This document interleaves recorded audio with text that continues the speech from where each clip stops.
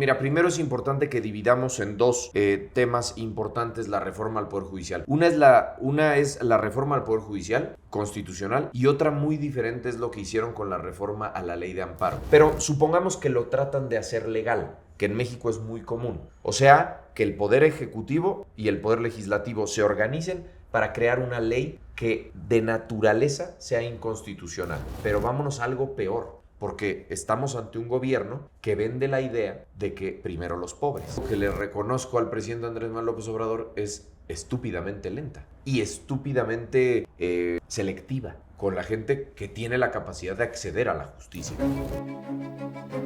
¿Alguna vez te has preguntado qué hay detrás de las decisiones políticas que impactan nuestra vida diaria? Soy Carlos Sandoval, empresario, consultor político y servidor público. Quiero invitarte a que me acompañes a descubrir la verdad detrás del poder, yendo más allá de los personajes para entender quién realmente son y así tomar decisiones más informadas. Vamos cambiando el tema por Capital Político. Amigos, ¿cómo están? Pues en esta ocasión tenemos un invitado realmente muy especial, muy interesante. Él es abogado, es empresario y es político. Él es Bruno Taveira y vamos a platicar acerca de la reforma del Poder Judicial, vamos a hablar acerca de la ley de amparo, vamos a hablar acerca de las elecciones y de lo que está pasando últimamente en México y en el mundo. Esto es Cambiando el Tema. Yo soy Carlos Sandoval. Bienvenidos. Pues Bruno, bienvenido a Capital Político. Gracias, Carlos. Un gusto. El gusto es mío y qué bien que nos estamos dando ahorita este espacio, este tiempo, porque pues en la actualidad hay muchos temas muy puntuales, tanto en el mundo empresarial como en el mundo de la política, que pues merecen ser abordados, ¿no? Y algo que ahorita está justamente sonando mucho, pues ese es el tema del Poder Judicial, que a mucha gente la tiene muy nerviosa, a muchos abogados, sobre todo amparistas, los tiene pues pensando en si realmente es positivo o no es positivo para el país estas iniciativas o estas reformas que presuntamente se vienen.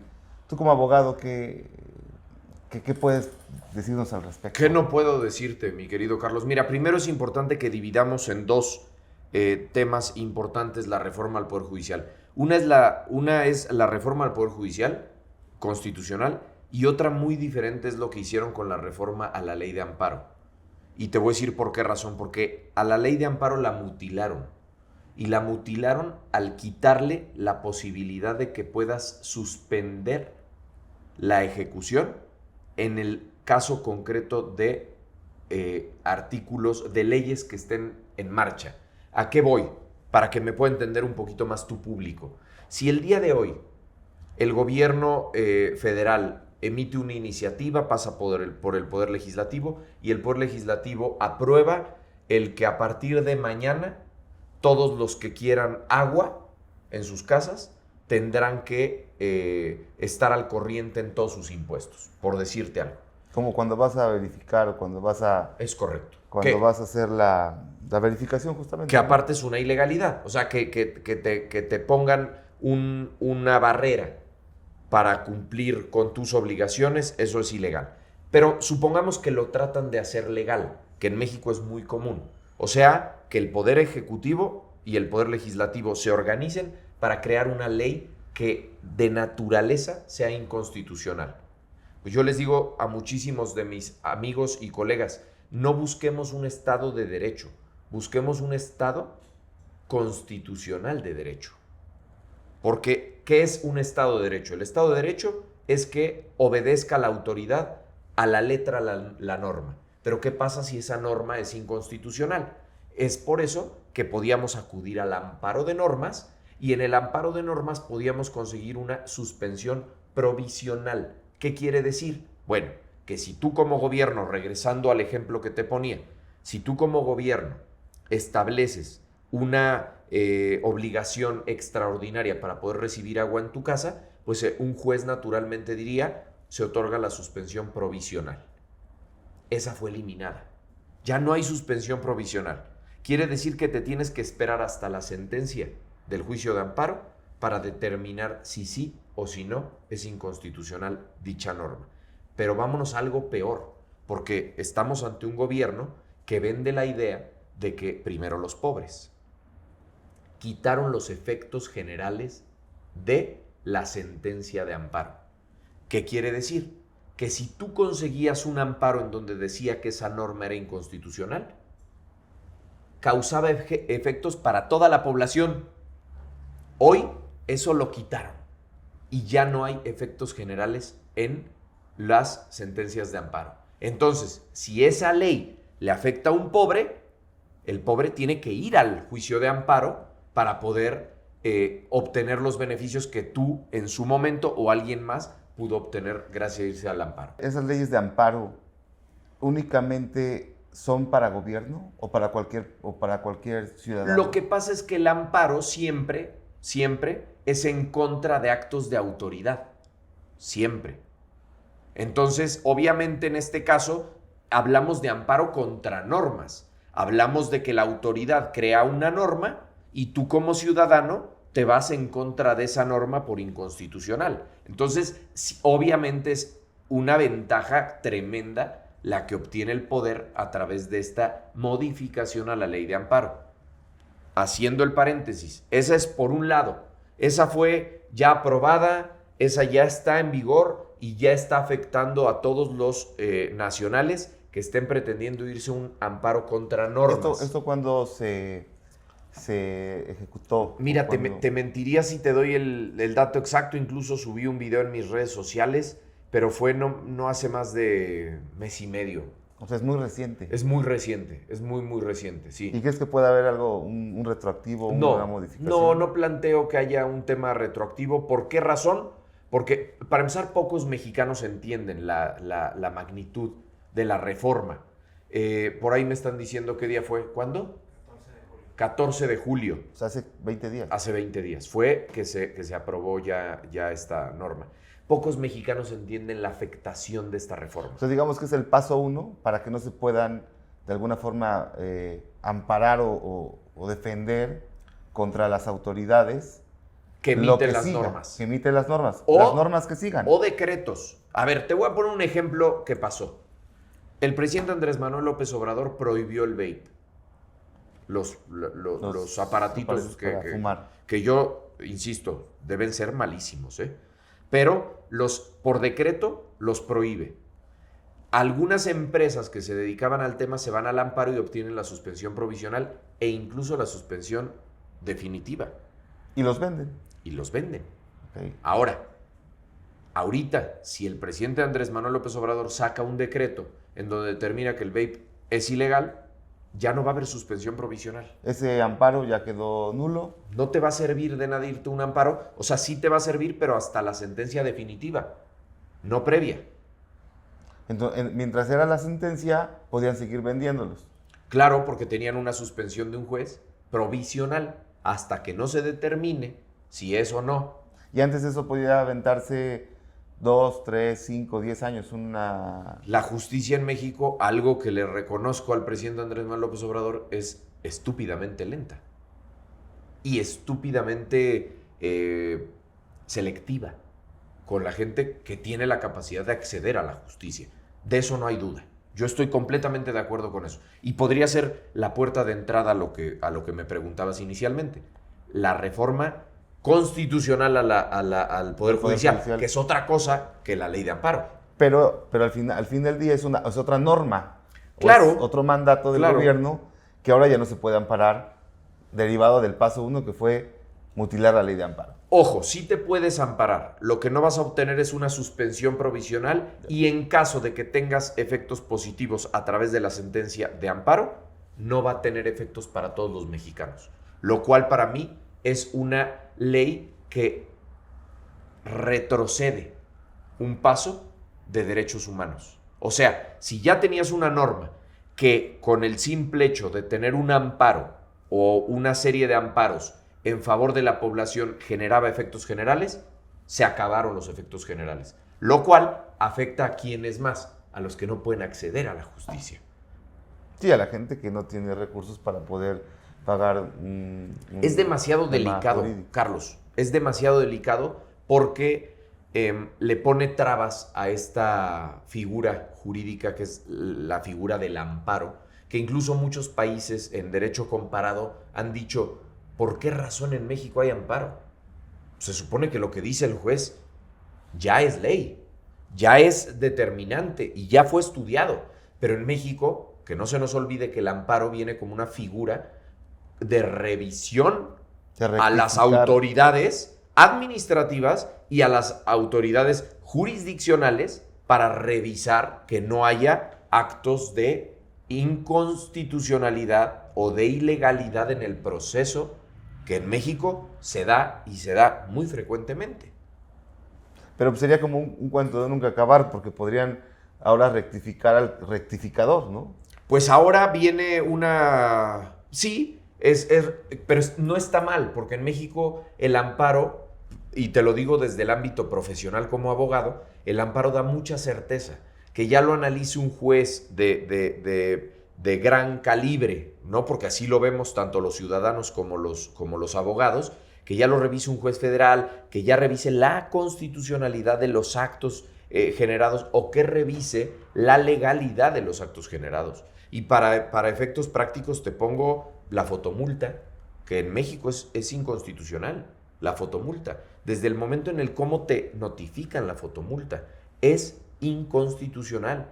Y ojo, es inconstitucional. Nosotros, me puedo poner la corona de que en Puebla fuimos los primeros en ganarle, todavía Moreno Valle que fue el primero en poner las fotomultas. Fuimos los primeros en ganarle un juicio en contra de las fotomultas. Se le obligó a devolvernos el recurso que se había pagado. En este caso lo pagamos porque aparte nosotros nos enteramos cuando fuimos a pagar el control vehicular.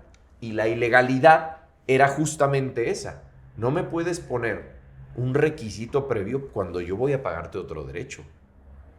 Le ganamos, nos devolvieron el dinero y llovieron las inconstitucionalidades por parte de las fotomultas. ¿Y qué hizo el gobierno estatal? Las dejó. Morena dijo que las iba a quitar. Las fotomultas siguen y cada vez hay más cámaras. Como lo que pasa con Agua de Puebla, ¿no? Cada gobierno que entra promete que lo va a quitar, cada gobierno que entra lo deja y es más, refrenda las cuotas en aumento que está teniendo esta empresa privada. Y el servicio, digamos que no es el mejor, ¿no? El tema de drenaje, el tema de toda pues todo lo que tienen que hacer de actualización de toma de redes y demás, pues hay mucha gente que todavía no está a gusto y pues, bueno, pero bueno, tomando reforma.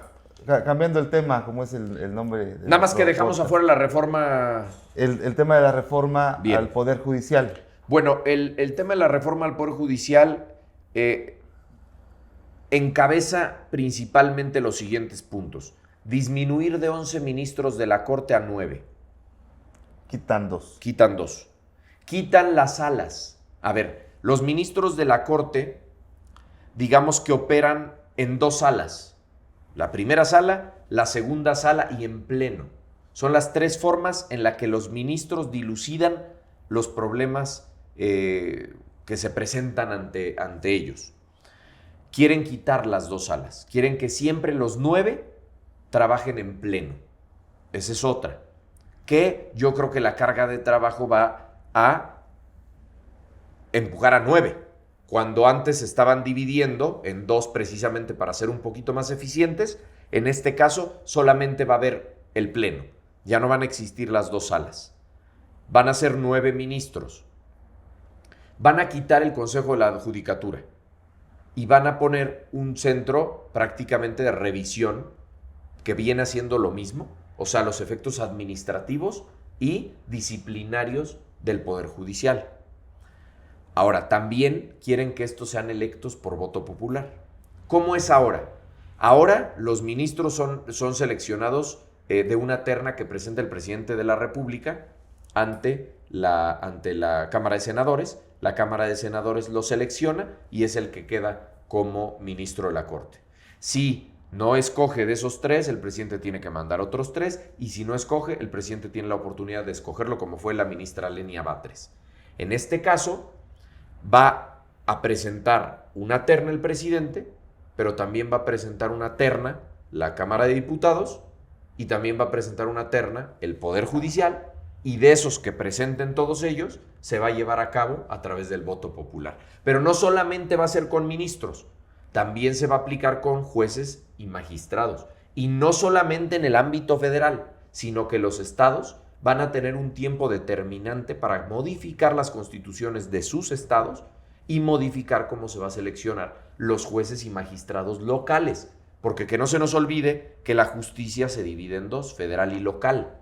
Para todas las situaciones del fuero local, cada estado cuenta con un poder judicial estatal que tiene la misma dinámica, que es autónomo y que ellos van seleccionando a través de concursos y demás trabajos de estudio, van escogiendo a sus jueces y magistrados. Y en el caso, por ejemplo, de lo local, ¿el gobernador manda su terna o cómo es? Para los magistrados, en efecto, manda el gobernador la terna y lo escoge la Cámara de Diputados, lo selecciona la Cámara de Diputados.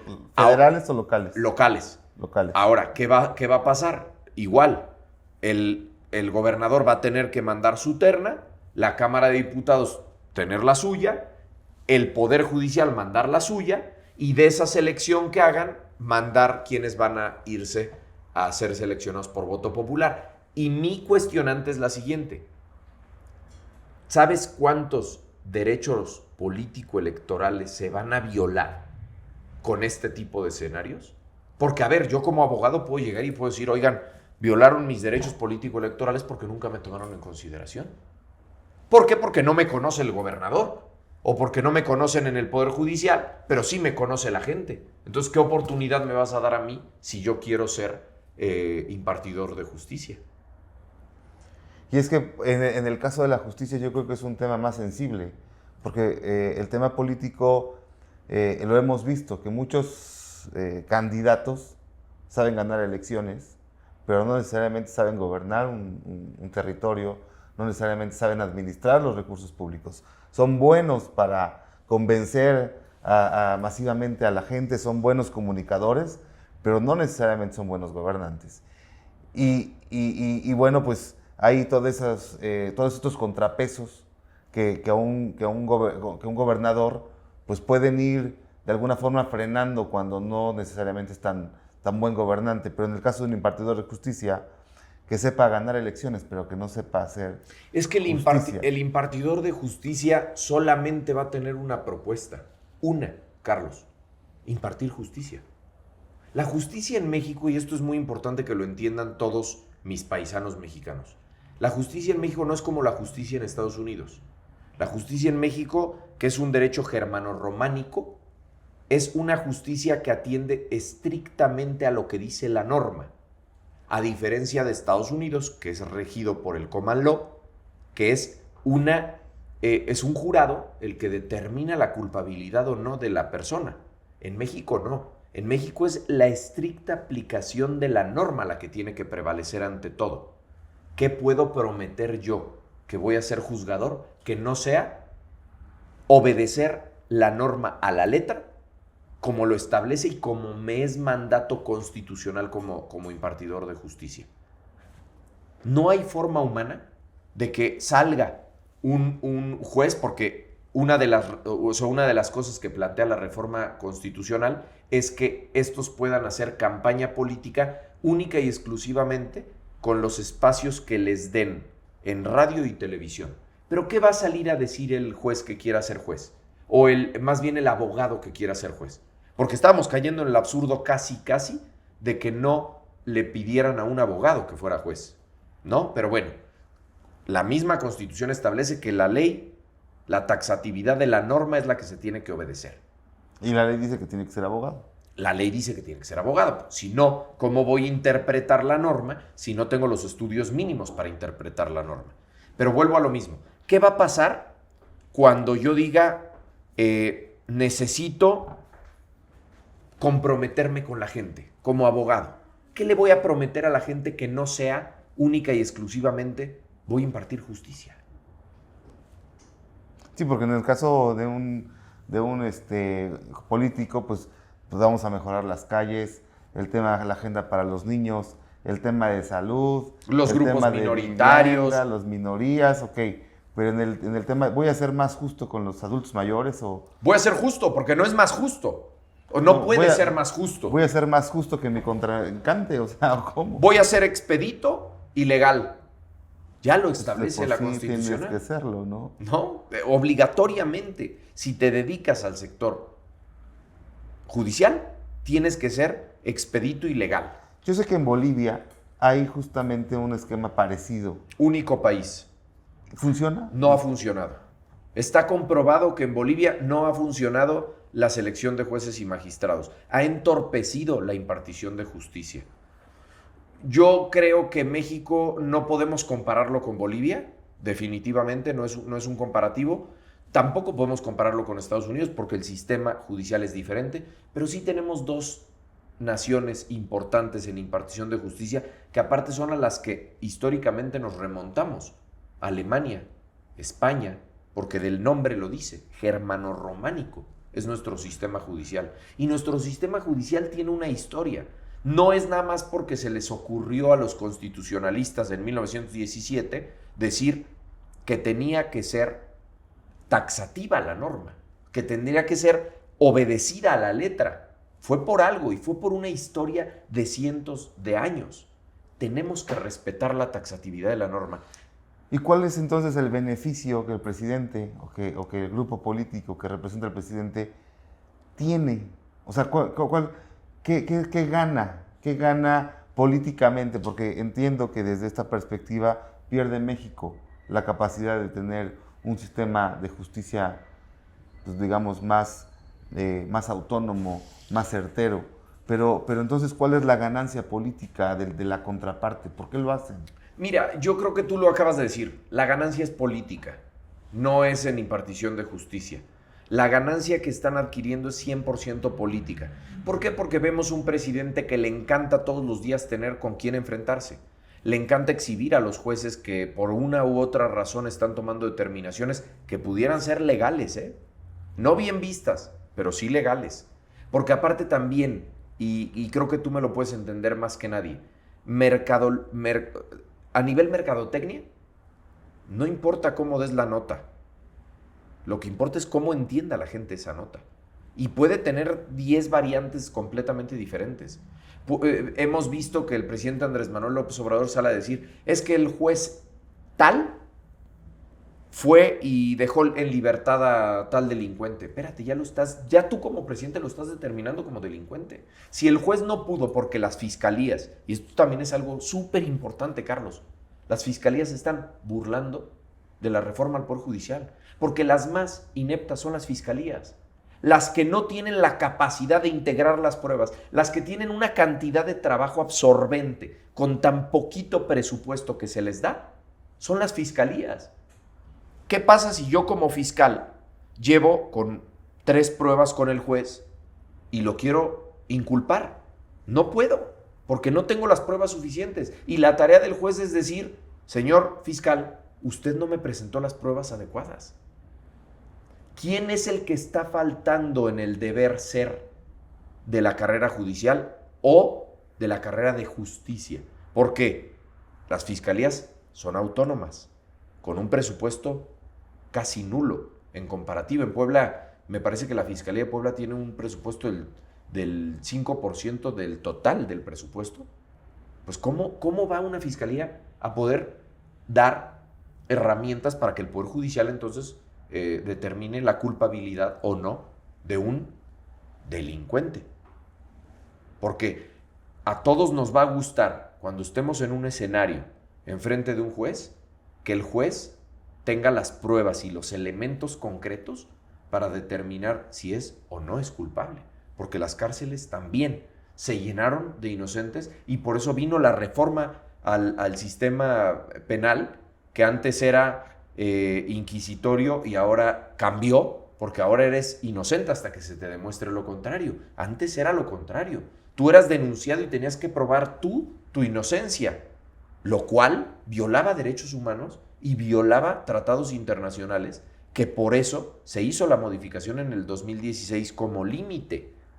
Y ahora eres inocente hasta que se te demuestre lo contrario. Pero el gobierno parece que quiere, que cuando él diga a ese lo atacas, llegue y el juez, al ser seleccionado por la gente, diga, tengo que atacarlo porque tengo un compromiso social. Aunque no tengan las pruebas mínimas elementales para poder determinar. O sea que de alguna forma seguirán estando las cárceles llenas de gente inocente. Y pobre, ¿no?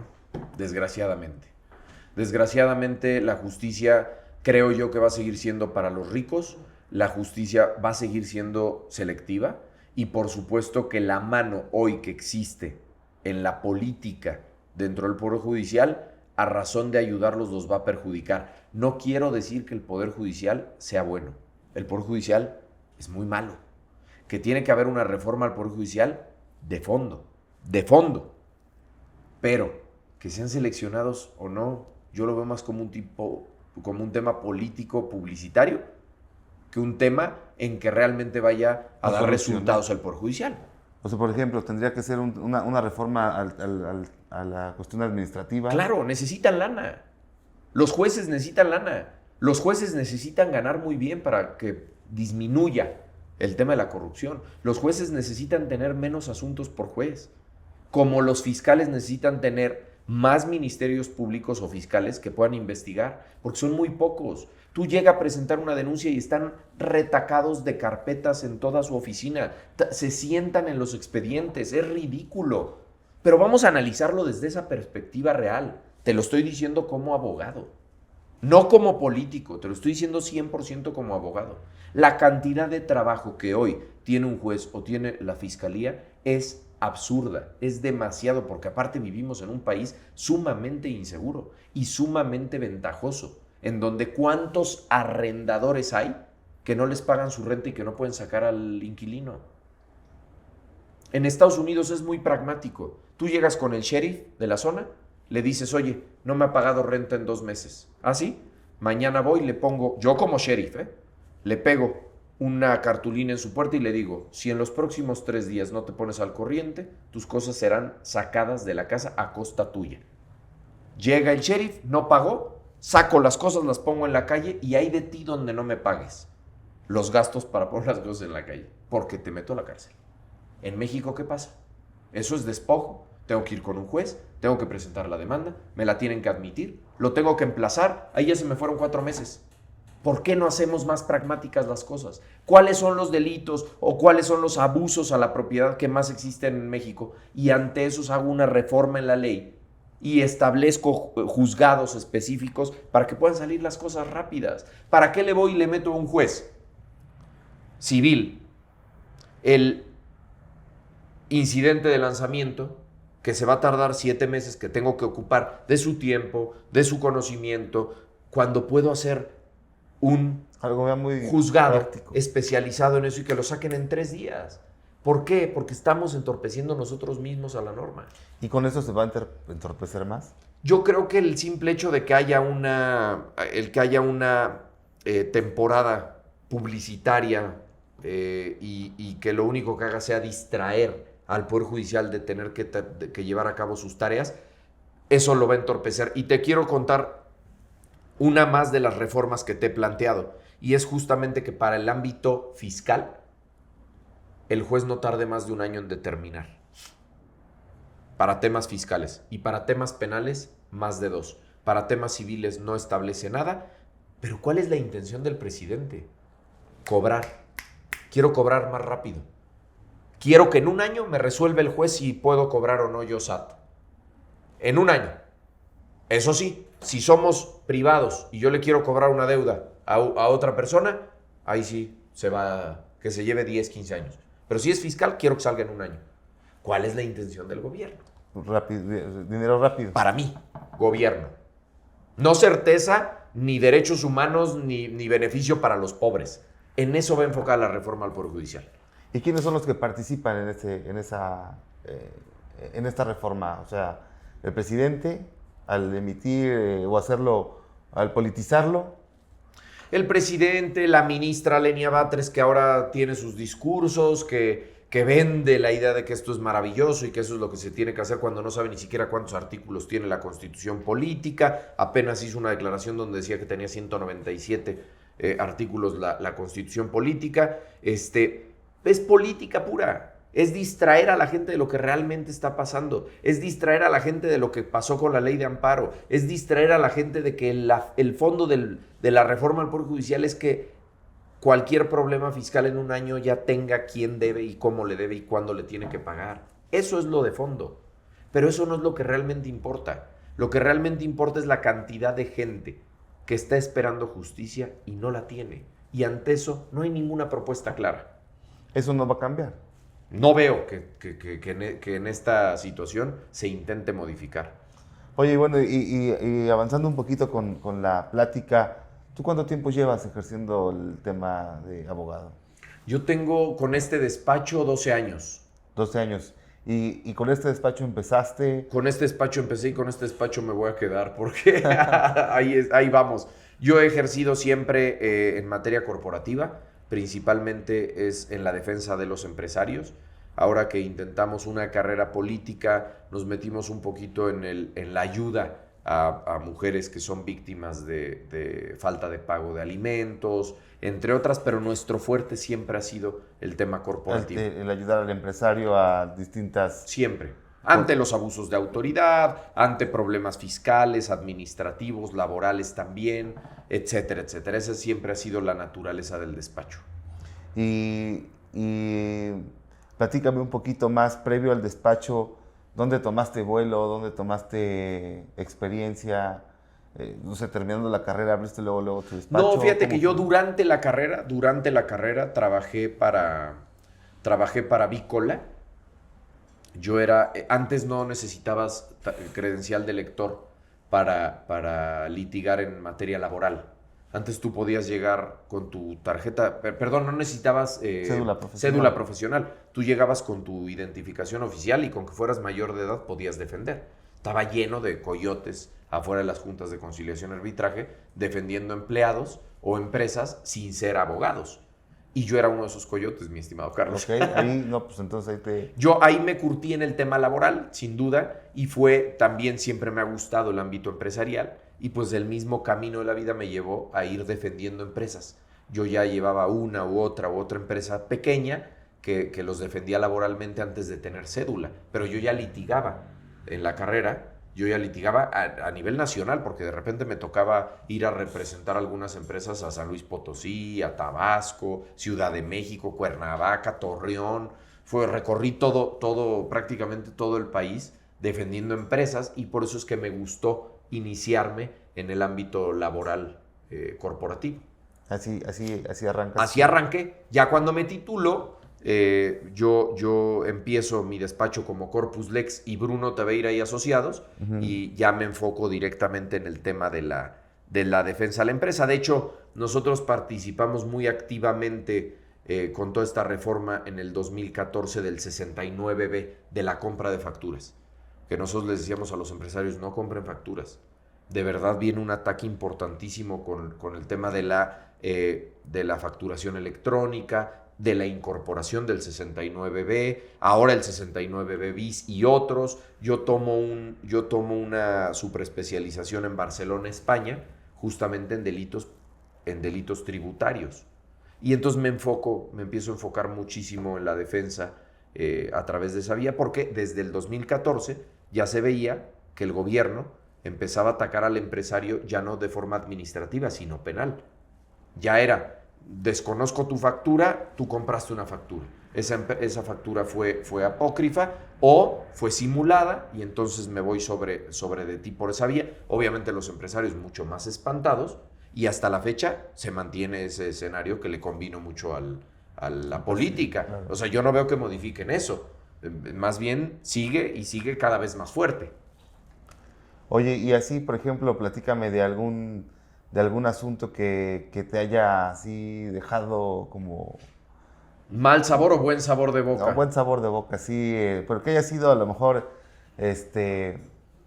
complejo. Mira, no te puedo decir que les hemos ganado todo a la autoridad, como tampoco te puedo decir que nos han ganado muchas, ¿no? La verdad es que, así como te comentaba el tema de las fotomultas, que fue bastante apremiante para el despacho, decirle ganamos a un gobernador que era duro y que no te le podías ir encima, y le ganamos y tuvo que devolvernos el dinero, ¿no? cuando tenía el control de absolutamente todos, pues también le hemos ganado al SAT incontables veces con el tema de las facturaciones que ellos plantean como apócrifas, ¿no? Que al final pues se toma la determinación de que la autoridad no tuvo las medidas necesarias para identificar si era o no era la prestación del servicio o la entrega del producto como se tenía establecida. Entonces, la verdad es que nos hemos llevado muy buenos sabores de boca en el despacho. Hemos logrado muchísimas sentencias a nuestro favor, como también nos hemos llevado o nos seguimos llevando mal sabor de boca por el retraso de las mismas autoridades. No tengas duda en ello. Tenemos muchísimos asuntos que tienen años detenidos por ineptitud, por falta de legislación y por falta de atención por parte del Poder Judicial.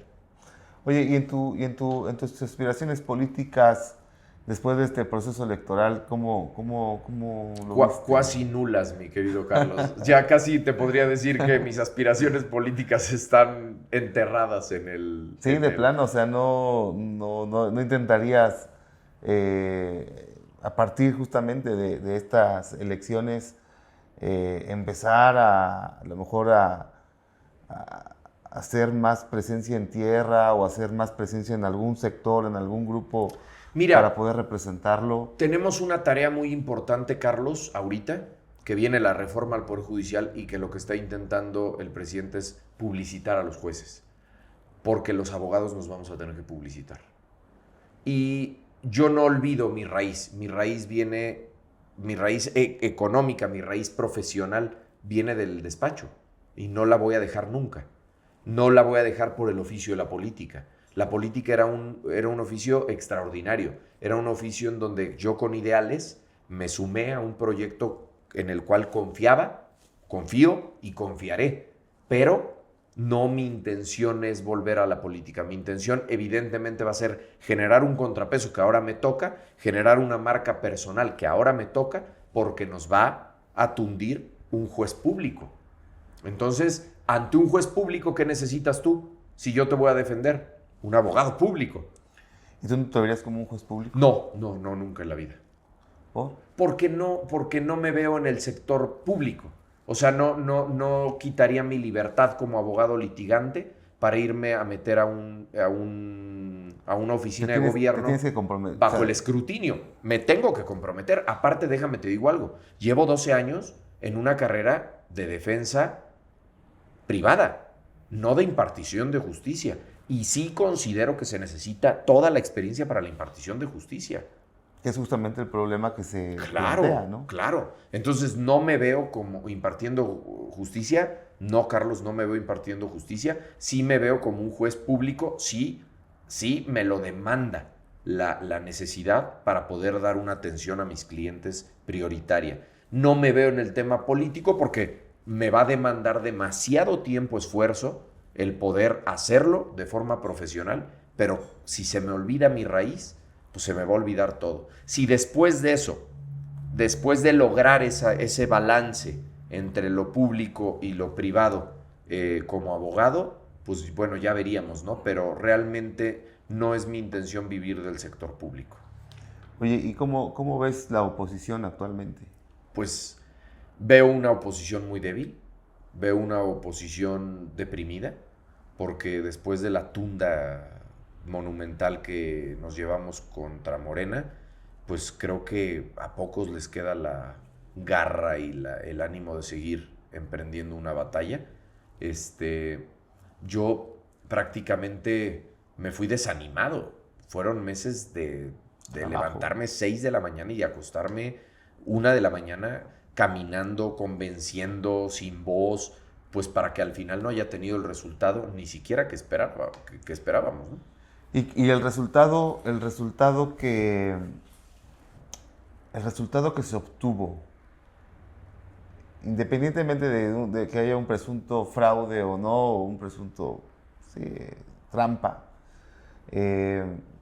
también se decía que la oposición no había tenido la capacidad de escuchar incluso no solamente a las clases sociales de estratos bajos, sino que había clases de estratos medios, incluso altos, que sí estaban a favor del presidente y que salieron a votar a favor del presidente. Fue una gran sorpresa. ¿Tú coincides con esa lectura? Totalmente, yo coincido y lo caminé y lo viví.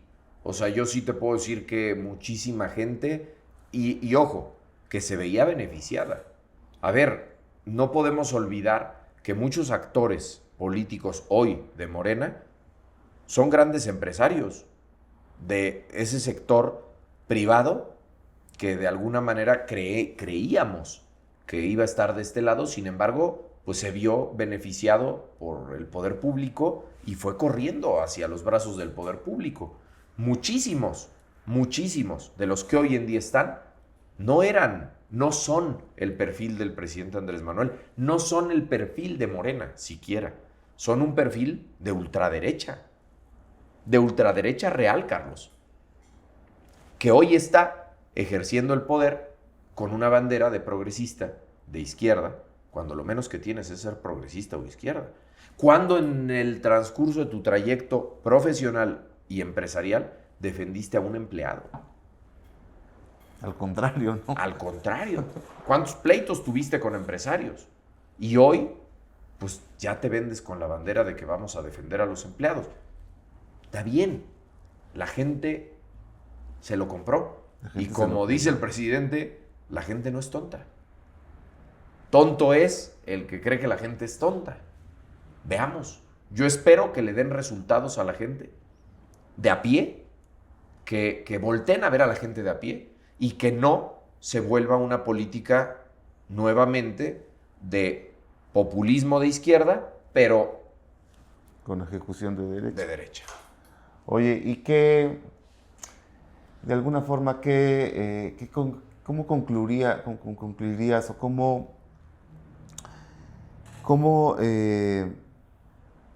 qué reflexión te dio justamente este resultado en cuanto a lo que se hizo como oposición? O sea, ¿qué hubieras hecho diferente más bien en esta reflexión?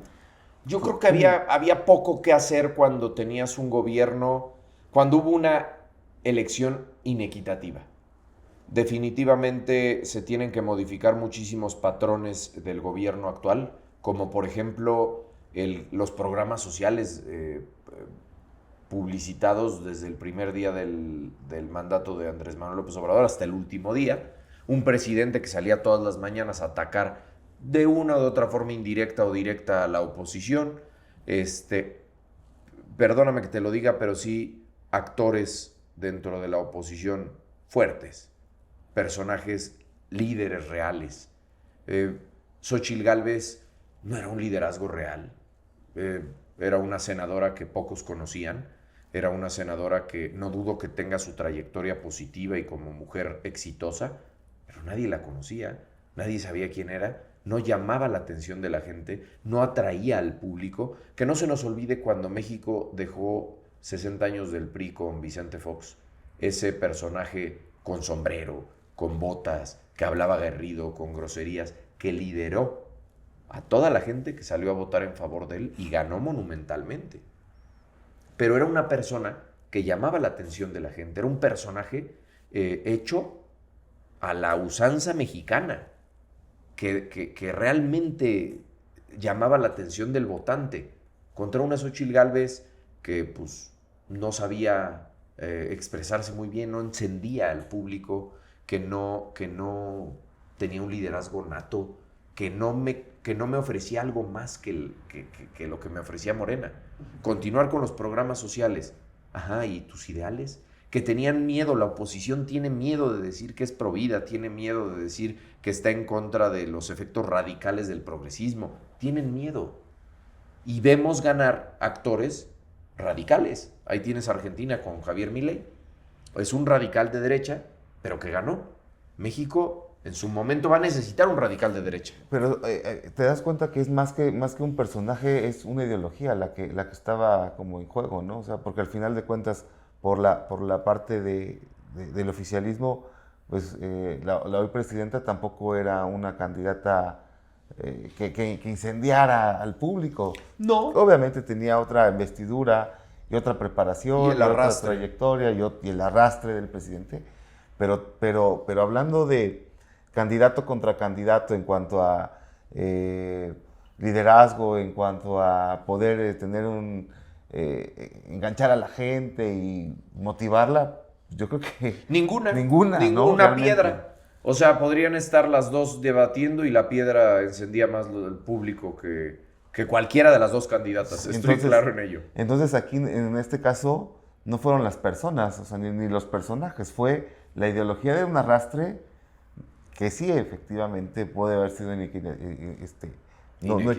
no equitativo por pues, toda la campaña que hubo 2 años previas, ¿no? Pero 6. 2 años de Claudia, ¿no? Y 6 años del presidente. Sí, ¿no? claro, sí, claro. Oye, nos bañaron de espectaculares en Puebla, nos pintaron bardas, siendo ilegal la pinta de bardas. Pintaron bardas a lo loco. Pintaron el mobiliario urbano. Yo salí a decir, ¿por qué no hace nada el municipio? ¿Por qué no hace nada el Estado? Están pintando nuestras bardas, eso y un graffiti es lo mismo. Y no les importaba.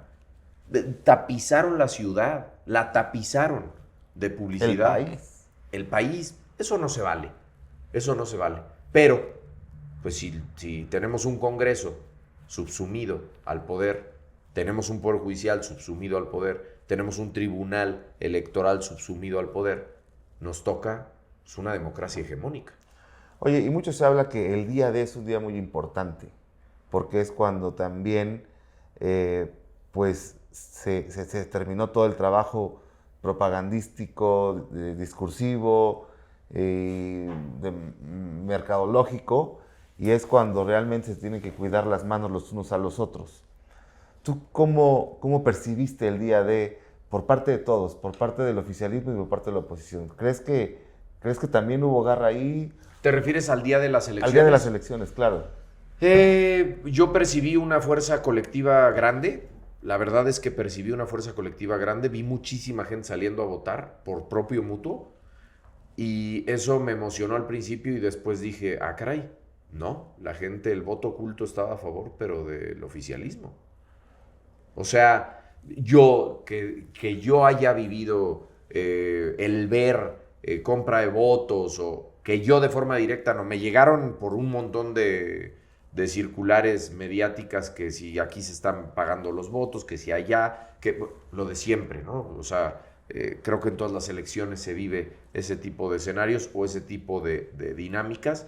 Tampoco las apruebo. Sí se vivieron, pero sí fue una batalla del oficialismo muy fuerte. O sea, sentimos un puñetazo como el de ahora. ¿Cómo se llamaba la atleta esta? Que hasta la italiana se bajó después del primer puñetazo.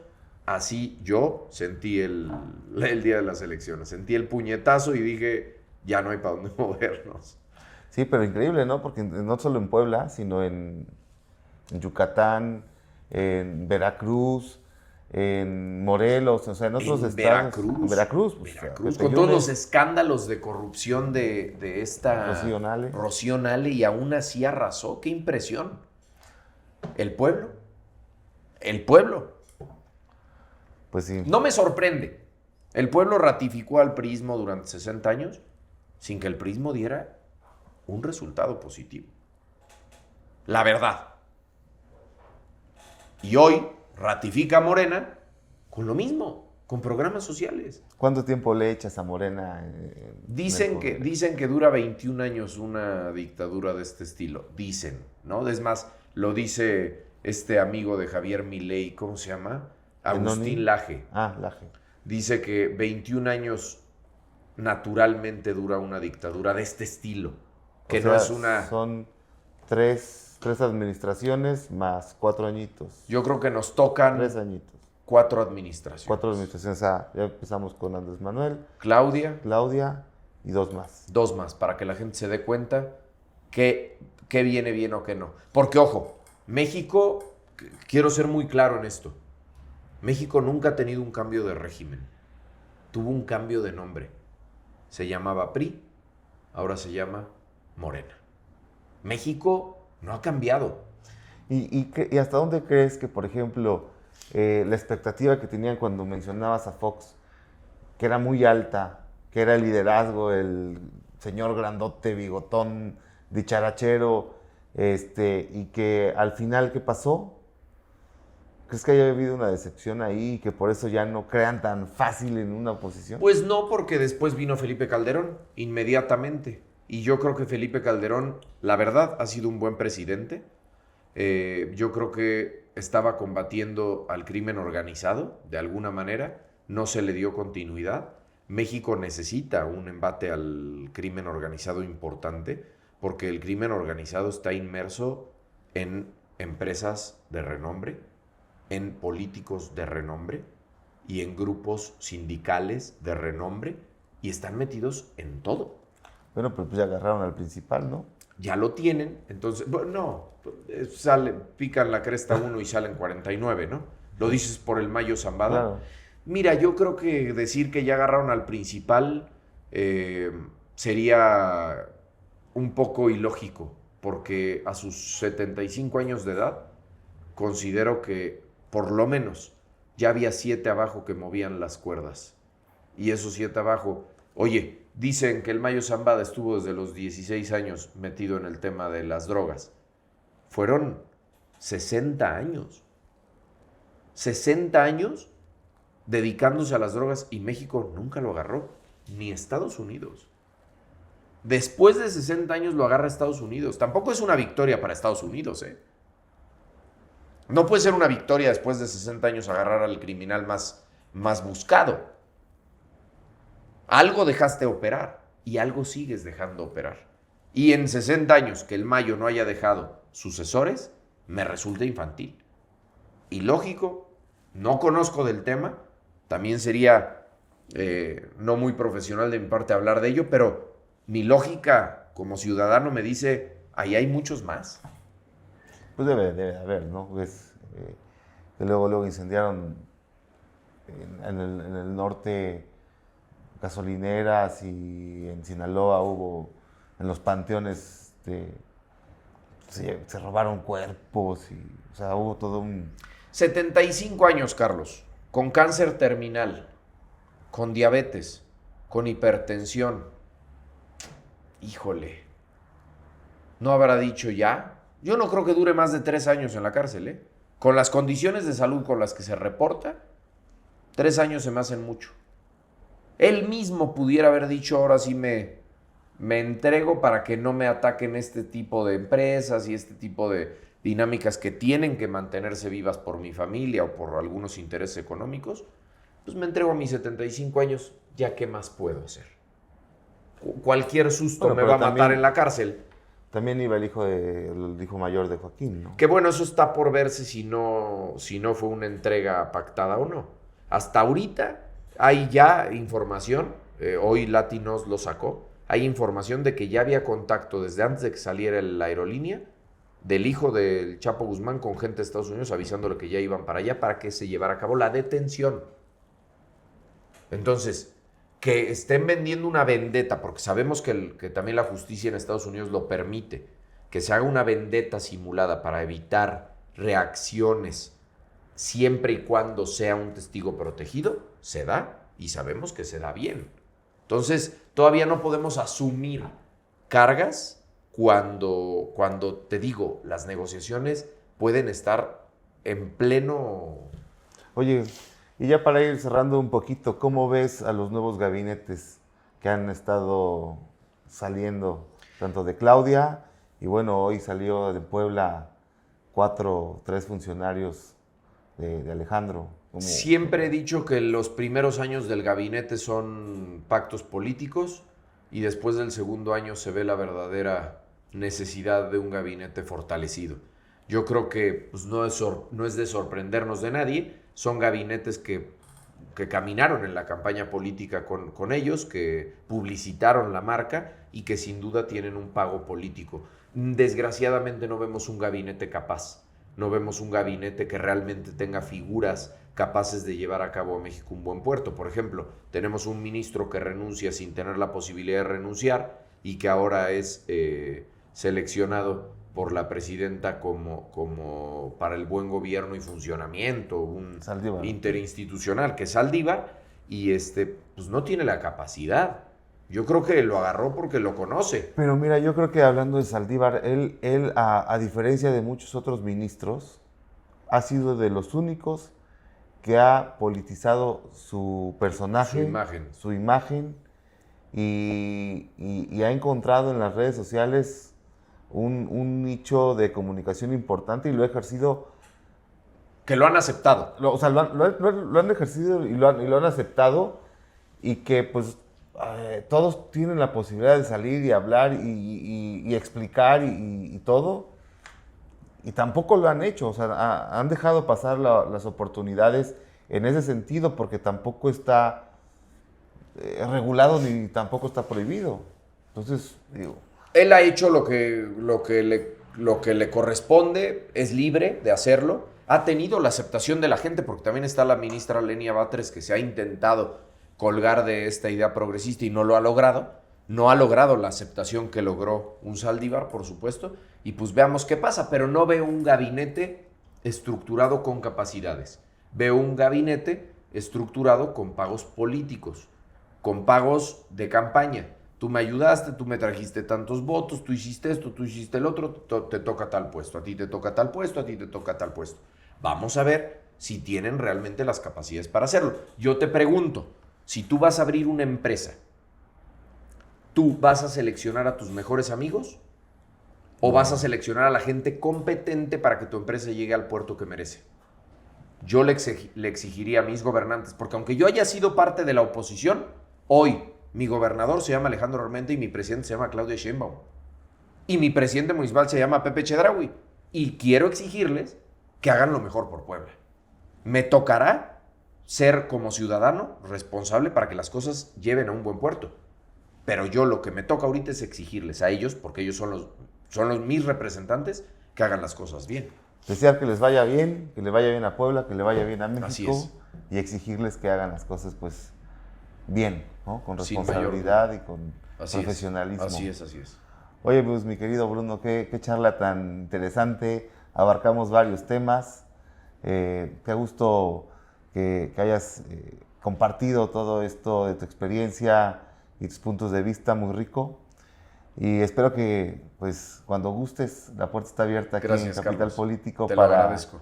para seguir rebotando ideas y comentando Feliz de la vida. Lo que va pasando. Feliz de la vida, mi querido Carlos. El agradecido soy yo. Y como bien lo dices, en efecto fue una charla muy rica. Te la premio. Gracias. Gracias. Gracias, Carlos.